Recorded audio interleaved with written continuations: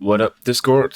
This is Timon from Tricard Sound, and now for day 4, I want to show you how I personally mix kick and 808 to avoid clashing frequencies in the lower range, for example. And I want to show you this here at an example project. I'm gonna play that real quick. They taking business calls. Understand I'm on top and I won't fall. I give a dose to this, they wanna encore. Tupac got me feeling like an outlaw.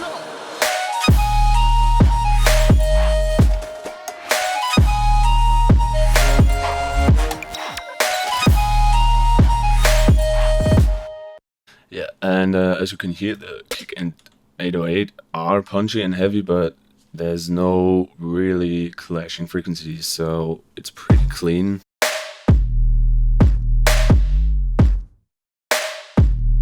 And there are 3 methods that I do. So first of all, I bounce my 808s from Tricard, for example, so I can use them as samples in the sampler menu here. Then I can easily adjust the length with that up button, but especially I go into the envelope mode in this tab, and I play around with the attack here, and I just turn it up a very bit and use the tension then to create a curve, so you can see better here. So you can have it really steep or curvy, and I do this like this, so it kills the attack here at the left. So this is the first thing I do to kill the attack a bit, that the kick has more space. But the in-depth mixing goes in to the mixer channel then.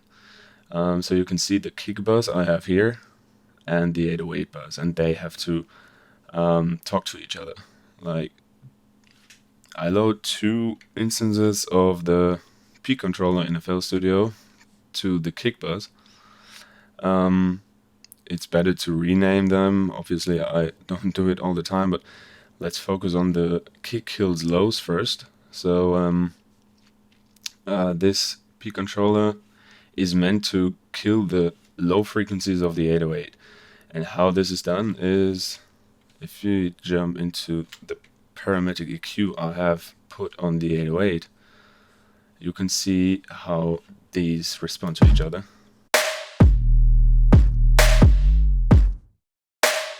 So every time the kick hits, this high pass filter kills the low frequencies. And you can set this up by going to the frequency knob of the low frequency, link to controller, and then choose the kick kills low peak. And that's what I've done, and then I adjusted where it should start, like pretty much here, how much, so how far to the right it should go. Only a tiny bit, so it really only kills that really deep frequencies, and then play with the tension and the decay, so how fast you want it to move. That's how I avoid the low frequency clashing. And I put on a second P controller, this time a bit simpler. This is going to an instance of Fruity Balance. So this is in the 808 channel, and the P controller on the kick buzz again. And this time it only controls the volume of the 808.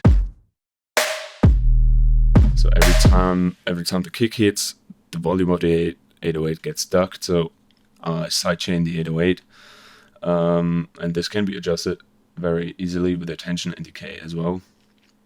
So this is more flexible than going into that envelope tab here, but I do both just to be sure. And because, for example, I can give you an example how it sounds when I would switch both P controllers off, and it would sound awful.